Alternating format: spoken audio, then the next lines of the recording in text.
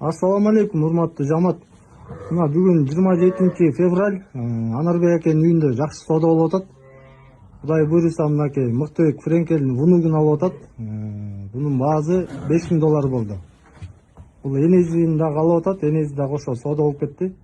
Бунун баасы $7000 болду. Иншалла, эки жака тең берекесин берсин. Бизге деп коюңуздар өзүңүздөр. Негизи озуңузду жактырып соода кылды да. Анан энесине да onu сурадым да, бунда жок деп бердиңиздер. Алла разы болсун. Разымын.